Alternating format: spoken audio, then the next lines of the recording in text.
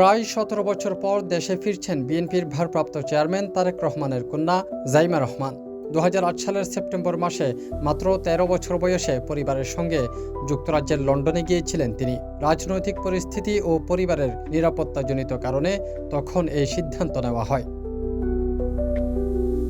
দীর্ঘ প্রবাস জীবন কেটে যাওয়ার পর দেশে ফেরার মুহূর্তে জাইমা রহমান সামাজিক যোগাযোগ মাধ্যমে একটি আবেগঘন ফেসবুক পোস্ট দিয়েছেন। পোস্টে তিনি নিজের শৈশবের স্মৃতি ও পরিবারের প্রতি ভালোবাসা তুলে ধরেছেন। শৈশবের এক ফুটবল টুর্নামেন্টে মেডেল পাওয়ার স্মৃতি উল্লেখ করে তিনি লিখেছেন, দাদুকে নিয়ে আমার সবচেয়ে প্রিয় স্মৃতিগুলোর একটি হলো যখন আমি উচ্ছ্বসিত হয়ে তার কাছে আমার ফুটবল টুর্নামেন্টের মেডেলটি দেখিয়েছিলাম।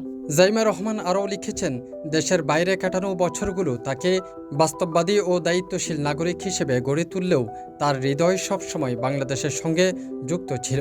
সেই সময় তিনি বলেন, বাংলাদেশের বাহিরে কাটানো ১৭টা বছর আমার জীবন অনেকভাবে বদলে দিয়েছে, কিন্তু আমি কখনোই আমার শিকড় ভুলে যাইনি। ফেসবুক পোস্টে তিনি পরিবার ও দেশের মানুষের প্রত্যাশা ও দায়বোধের কথাও তুলে ধরেছেন।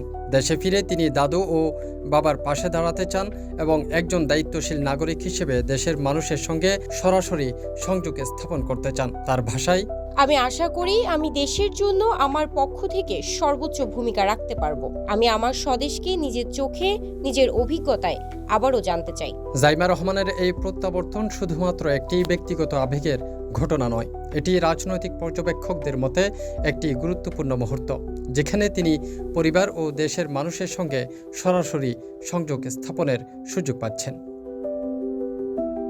CTG post, Chittagong.